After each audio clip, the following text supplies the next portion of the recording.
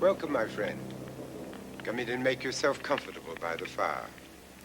I'm embarrassed that my butler wasn't able to meet you at the gate. I'm afraid we'll be supping alone this evening. It's Brimstoke's night to howl.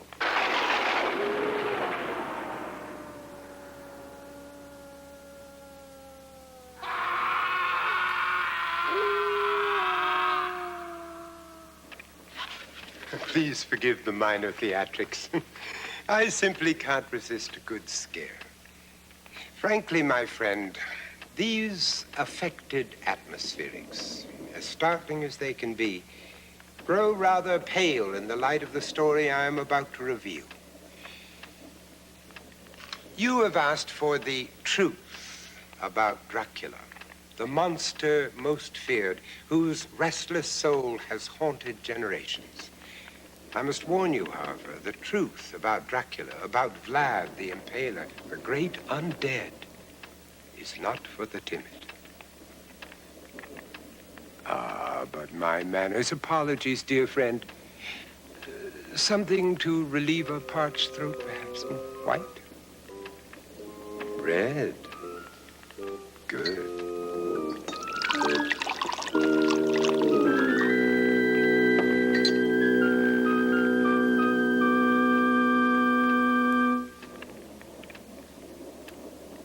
Like the tightly locked door at the top of the darkened stairway in the classic horror movies, Dracula's legend stands before us, daring us to investigate. I, like you, have always been fascinated with Dracula. The curiosity that brings you here tonight led me to ask the same questions. Why has the Dracula legend intrigued us so many generations? Could it be his triumph over mortality? His hypnotic power over victims, the elegance of this gentleman killer, or the sheer thrill of being scared to death? Well, perhaps all of these elements combined have made Dracula the most popular character in the history of horror, inspiring hundreds of writers and filmmakers. But I caution you to approach this evening with more respect than one would have for an ordinary fictional character. For there is more truth than fiction in the story of Vlad Dracula. Though a legend surrounds him, I assure you that such a man actually lived over 400 years ago in the mountains of Transylvania, a very real country in the heart of Europe. Here, in fact, in this town of Shigashiwara, the real Dracula, Vlad Dracula, began a legend that would endure the centuries. A brass plaque still announces the fact to passers-by. In this house, Vlad Dracula was born. And now the truth, my friend. Travel back with me to 15th century Transylvania.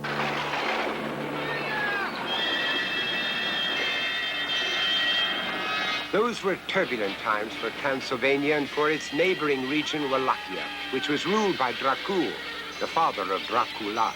It was the height of the bloody and brutal holy wars, and the Islamic Turks had sworn to wipe out Christianity. This made the Turks mortal enemies of Vlad's people.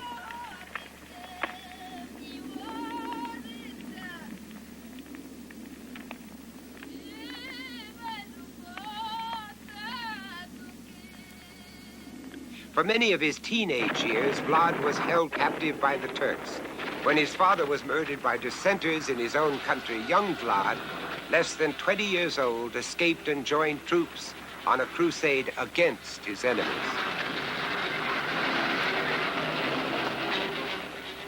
Within a few years, he had led several successful missions and was rewarded by his people with the same title his father had held, Crown Prince of Wallachia.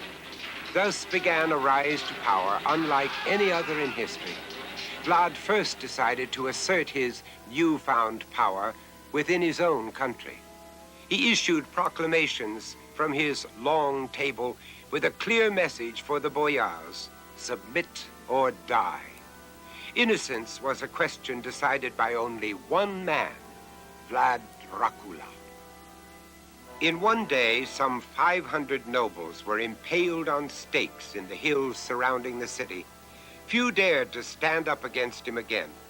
From then on, Dracula was known as Vlad Tepes, Vlad the Impaler. And within a very short time, Dracula was undeniably the leader of his people.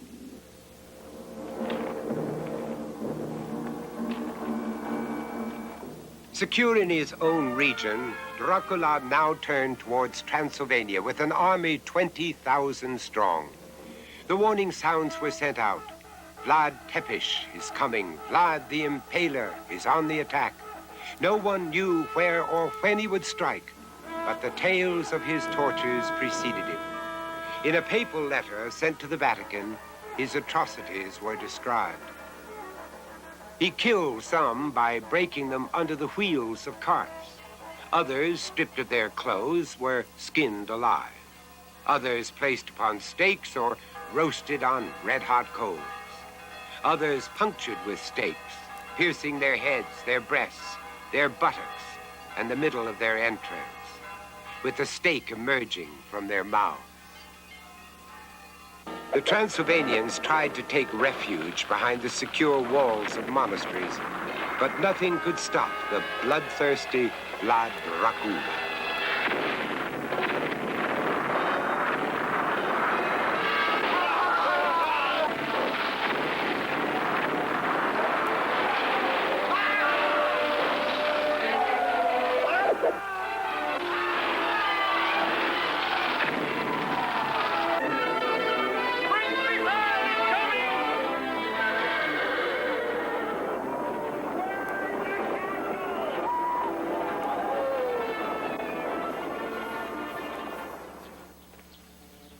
It was during this time that this famous scene occurred, with Vlad dining at a table amongst the impaled bodies of his countless victims.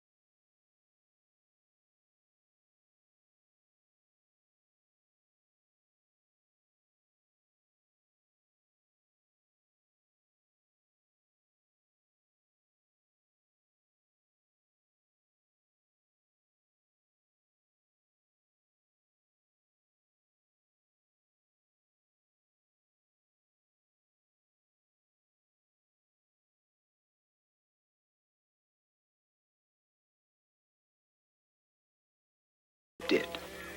To ensure the strength of his reign, once and for all, Dracula used Easter, the most sacred of Orthodox holidays, as a trap. He encouraged a festive gathering of nobles and peasants on Easter morning, and then surrounded and captured them all. The old and sick were impaled and placed like fence posts around the city, while the young, healthy citizens were taken, still in their Easter costumes, and forced to work on the construction of Castle Dracula. They were fed as little as possible and worked until the clothes fell off their backs. No one knows how many years the construction took. No one knows how many died. He had built a perfect retreat closer to Transylvania, in a difficult spot to attack. Deep in the Carpathian Mountains, perched securely on a lofty crag, lies Castle Dracula. Today it stands in ruin, silent save for the moaning wind that echoes through its silhouetted majesty. One can only imagine the height of its battlements and the depth of its secrets. Oh yes, Castle Dracula was real, and to the Transylvanians, so were vampires. The ornate frescoes on these old Transylvanian church walls tell the story of vampirism. According to tradition, should a man change his religion from Eastern Orthodox to Roman Catholicism, as Vlad Dracula did, he was excommunicated and upon death became a vampire. These drawings are vivid in detail, depicting the restless souls of the undead rising out of their graves. So, the legend has some basis in fact. The potential of such rich drama was quickly discovered by a young, booming film industry, both in Europe and Hollywood. The Dracula legend found new life in 1922 with the release of a German film entitled Nosferatu. Now, director Friedrich Murnau unfortunately could not secure the necessary copyrights from Mr. Stoker, so he changed things slightly. Transylvania became the Baltic states, Count Dracula became Count Orlok, but essentially Nosferatu was the first of over 200 movies to contribute to Dracula lore. I have a copy of the film ready in the viewing room. Would you care to have a look at Dracula's first starring role? Oh, good. They just don't make them like this anymore. And it's a good thing, too.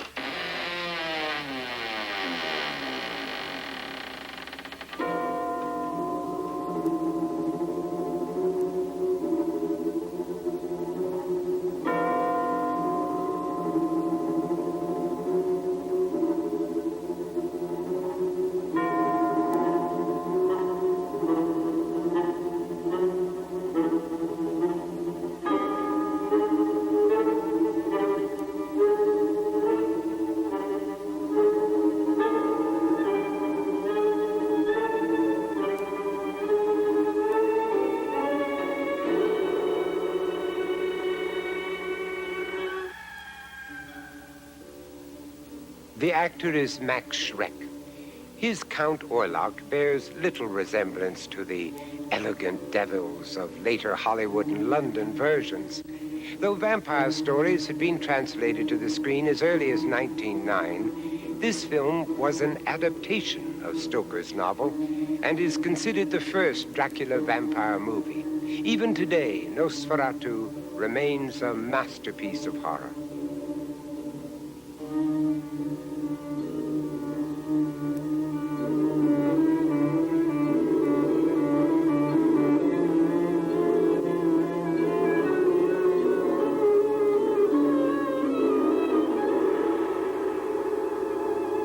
I just love a good romance. Kind of brings a lump to the throat, doesn't it? But the story gets better with every telling, as each element is added to the tale. The fangs, the black silk cape, the hypnotic eyes, even the myth that a vampire casts no reflection in a mirror.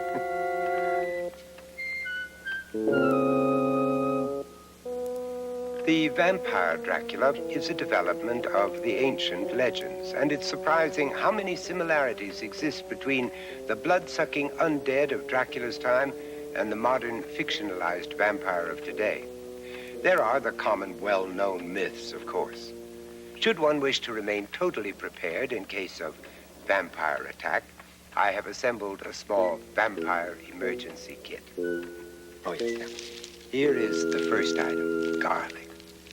And pungent it is. The mere presence of this deliciously smelly herb will keep away the vampire, and for that matter, anyone else except a very dedicated apprentice chef. Now, the Transylvanians used to smear the fresh-cut cloves of garlic about their doorways and window sashes.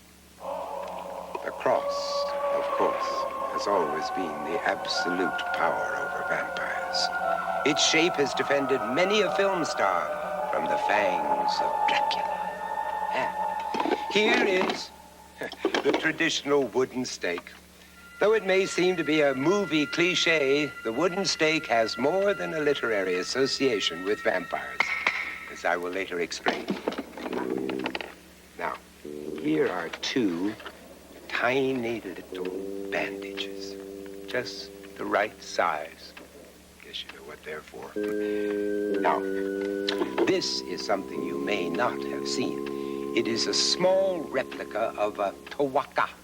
The real thing is much bigger, of course, and when struck, the very sound of it scares off every vampire within hearing distance. Now, I'm no expert, of course, so perhaps a proper demonstration would be in order. In Romania, the sounding of the tawaka is a ritual performed by the priests several times each day. Now, should you not succeed in scaring off the vampire, you must certainly destroy it at the earliest opportunity.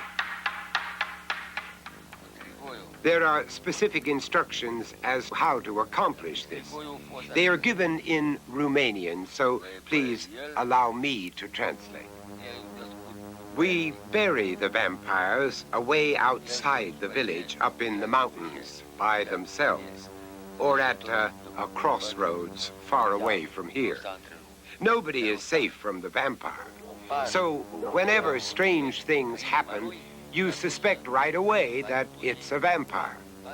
The first thing to do is to go out and look at the graves in the cemetery. You look for freshly turned dirt or some other sign that a grave has been disturbed. You have to do this during the day. Vampires aren't dangerous during the day, only at night. That's when they come out to suck people's blood and make them sick and put a curse on people. So you go out to the cemetery in the daytime. If you see signs, you have to open up the grave and kill them. In some places, they kill a vampire by cutting off its head. The surest way to kill a vampire is by driving a stake through his heart. The stake has to be driven right through the vampire's body into the ground. But if you don't find him and kill him, he remains undead. Vampires are no quaint legend, nor is Dracula a theatrical character created through actors and special effects. No, he is terribly real. Certainly, Hollywood has contributed much to the Western image of the Count. Many great men have played Dracula on the stage and screen. Most of them were my friends, though I somehow never had the opportunity to play the King of Evil. Maybe it's just as well.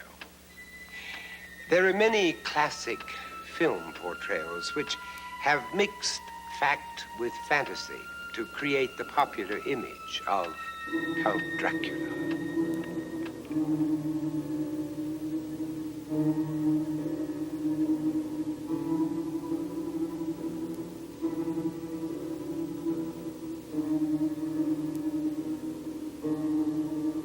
Over the years, many vampire movies have featured female vampires, but none compares with the nightmarish Vampire, directed by Carl Dreyer in 1932.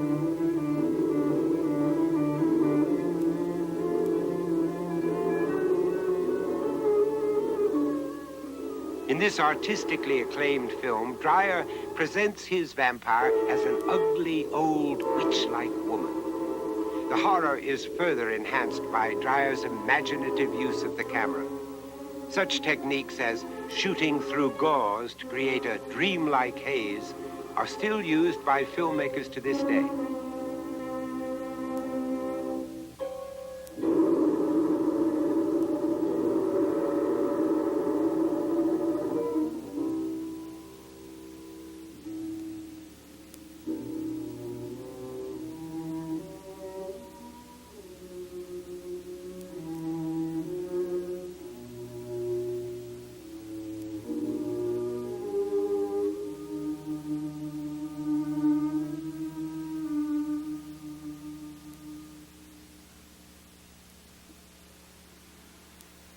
This 1936 Dracula sequel, Mark of the Vampire, incorporated all the classic elements.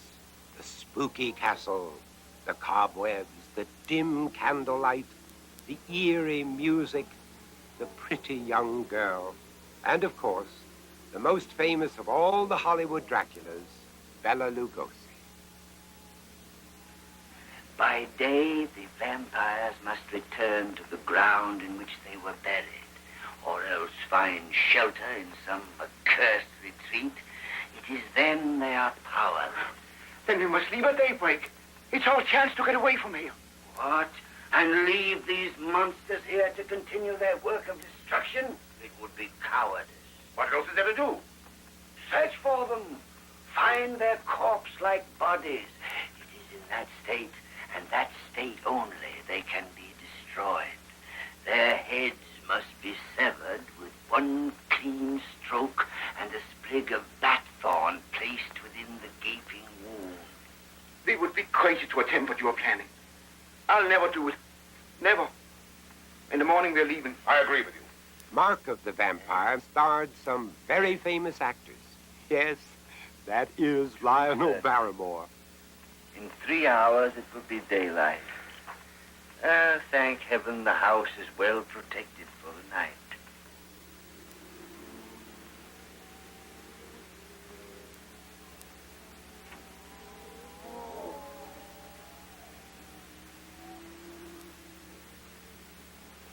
Ah, the classic Dracula pose, but not the classic ending.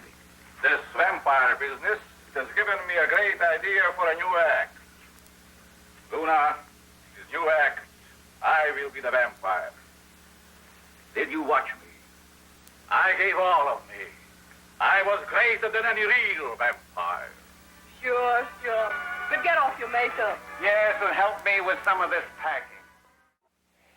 I've seen sick men before. Now, I know about men.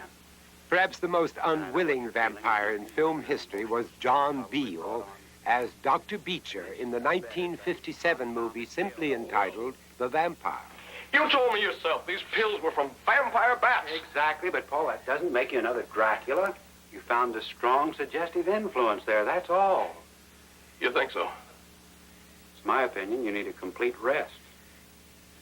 Well, you're wrong, Will. Look, Paul, people depend on you here. I don't want to see you destroy your life.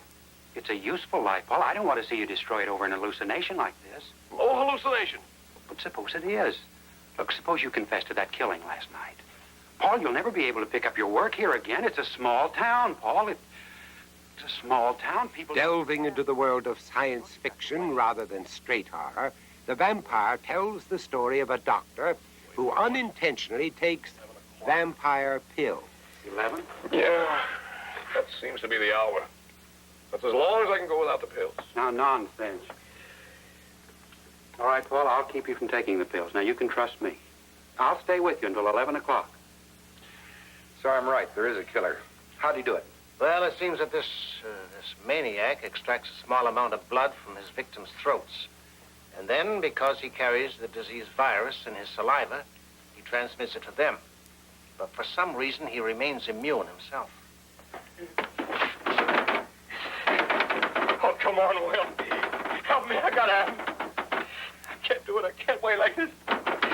Get you see what's happening to me? I can't see any different except your state of mind. Now try to bear it just a little longer. Oh, I can't. You gotta help me. Look, I'm going to give you the sedative, Paul, in just a few minutes. I need it now. Please. Please. Oh, please. Doomed to taking lives by night and saving them by day. Ah, the dramatic art. Having accidentally attained immortality, this pathetic character wants more than anything to die and to end his nightmare.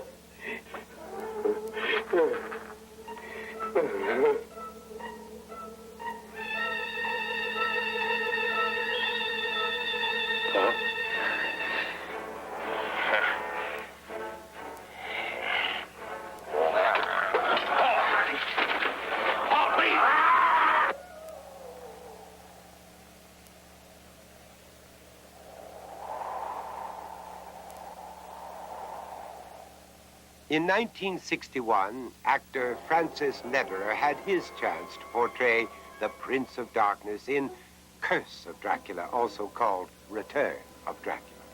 This time, the vampire comes to America for his evil pursuits. Using the name of Balak Godal, he presents himself to the unsuspecting family of Cora Maybury, claiming that he is her long-lost cousin from Eastern Europe. The cross is my enemy, Rachel. Take it off. Take off the cross, Rachel, then we can speak. I must speak with you. What? The cross.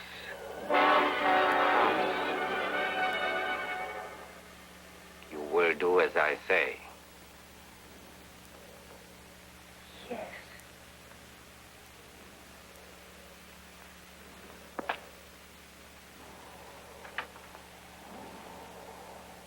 Obviously influenced by Bela Lugosi, Lederer is careful not to carry the resemblance too far, choosing a simple, dark business suit for his vampire attire.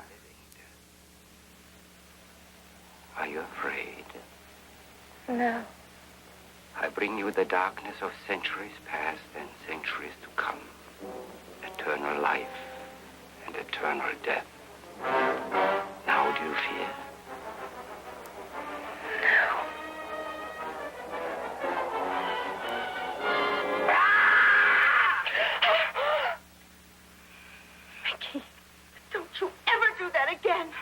Get up, will you, Rachel? Gotta help Mom finish making the costume. Out of the way. No. No, you must listen to me. You must listen to what I say. You shall not leave. You are bound to me. You shall die as you are bidden to die. Get out of the way!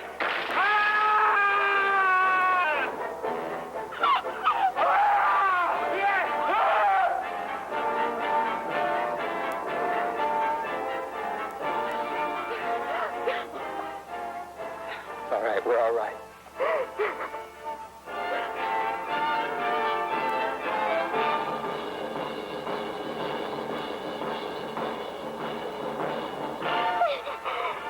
Don't look, honey, he's gone.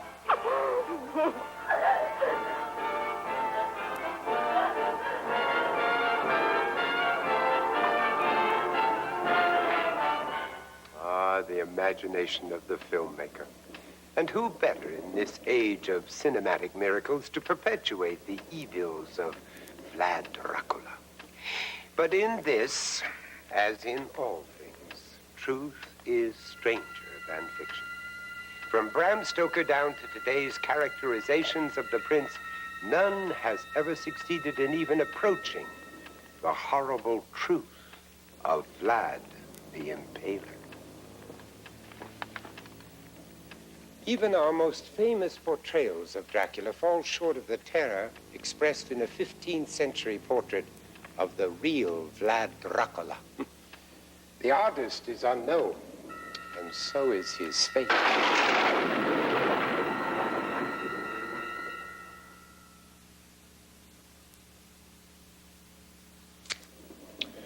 Now you know what captured Bram Stoker's imagination. You understand the significance of Dracula and the wooden stake. Why little children in Romania are warned to be good, or Dracula will get them. Much more influential than the threat that Santa might not bring a gift, don't you think? But there is much more you don't yet understand, more strange truths you have yet to hear. What could be stranger than the truth of Dracula's past, Dracula's present? To the people of Romania, still isolated from the modern world, Dracula and his legend live on. The stories play an important part in their lives. You see, my friend, Dracula does exist today. Where? Where else? In Transylvania. You seem to scoff at the truth.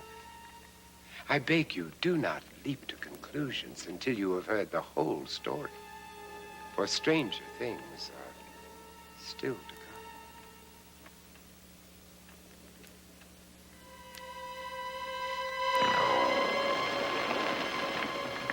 Come to a remote village in the Carpathian Mountains of Transylvania. Not 15th century Transylvania, when Vlad Dracula led his bloodthirsty raids, but Transylvania today, where his legend still lives on.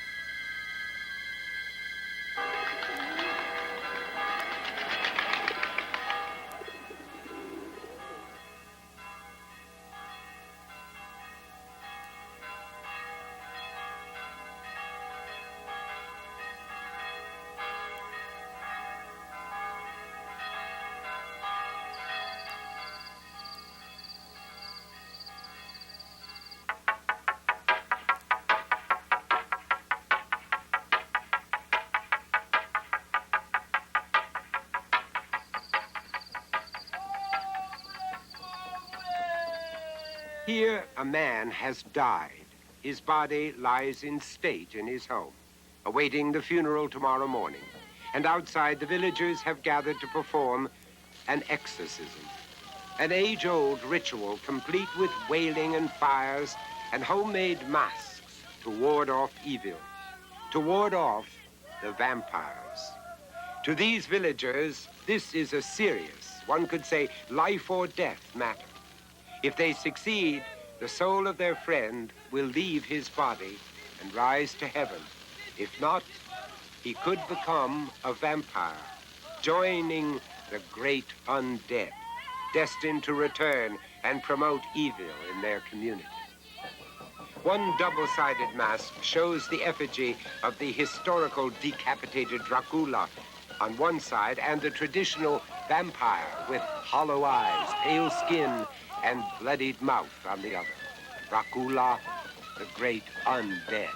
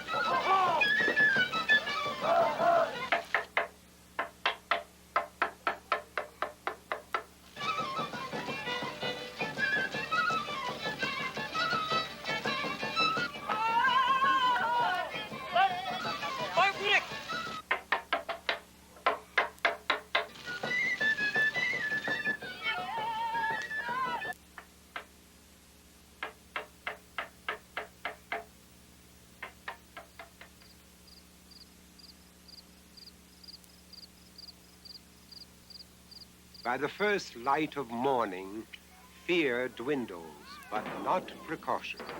Every care is taken to prepare the man's grave properly. In the graveyard, markers tell the story of how others in the village died. Here we see how this shepherd was murdered and then decapitated. Such traditions still prevail. To these people, there is no greater fear than the fear of the undead returning. A hole is cut in the sheet covering the corpse. The lid of the wedge-shaped coffin is carefully laid on top, but no nails hold it in place. The grave is shallow.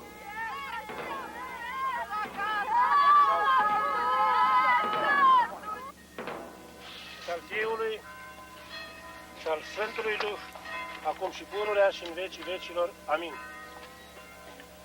These procedures make it easier for the villagers to detect any signs of unnatural life. Should anything around the grave be disturbed, they will see it and react accordingly. One can never be sure. Despite the greatest precautions, a person may be destined to become a vampire. And so it is that these creatures lurk in the villages of Romania, or so the peasants believe. And that's why their ritual extends past the cemetery into their daily life. As everyone knows, vampires hate garlic.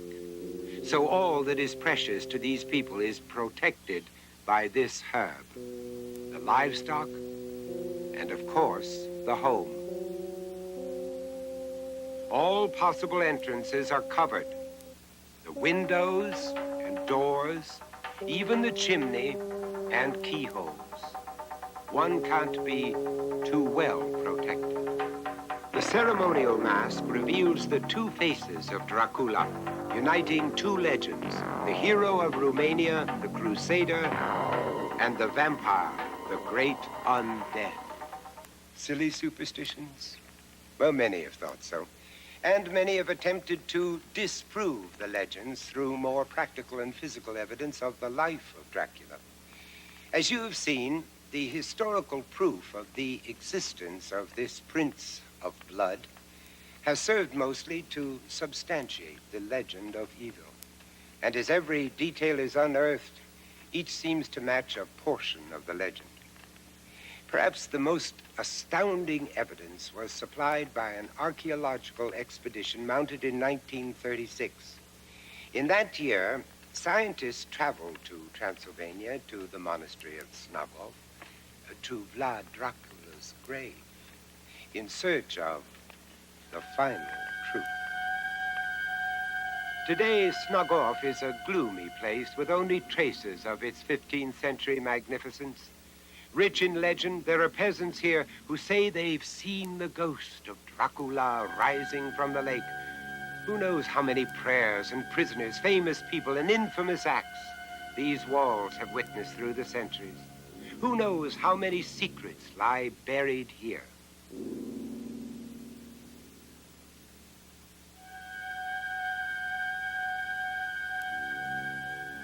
Professor Dino Rossetti was among the scientists who made that pilgrimage in 1936 here to Snagov. To this day, he is reluctant to discuss his findings. More than 40 years have passed since I conducted my archaeological work here at Snagov. Tradition said that the grave of Dracula, the grave of Vlad the Impaler, was located here.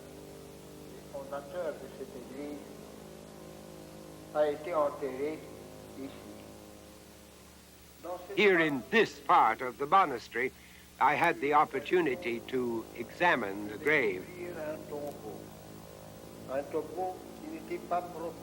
There was nothing to indicate that the grave had been disturbed or profaned. When the grave and the coffin were opened, I found that the clothing was well preserved and in quite good condition.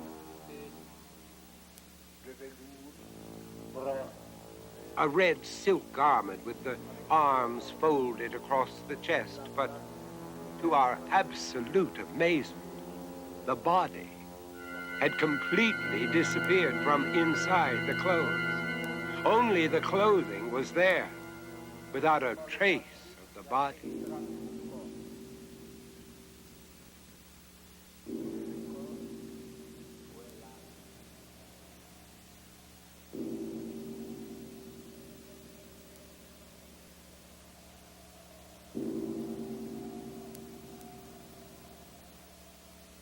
Where is the body of Dracula? The body of the Impaler? The body of the great undead? Truth is an interpretation of facts, whether those facts be real or imagined. To the people of Romania, for the past 500 years, Vlad Dracula has existed as truth. The horrors of history lend credence to his legend. The people meld vampires, demons, and religious beliefs with the legend. The novelist mixes these elements with a fertile imagination and a dramatic flair, et voila, Count Dracula in all his glory. The prince's psychotic, twisted mind served a purpose for the people of Romania against the Turks. And his evil proves to be barbaric only in the light of the knowledge of successive generations. Well, I've told you the facts. It is up to each of you to interpret these facts and determine your own truth. Well, it's dawn already. How the time has flown. Well, I've enjoyed this evening very much. But I'm afraid our little chat must come to an end. Oh, Brimstoke should be back by now. He will show you out.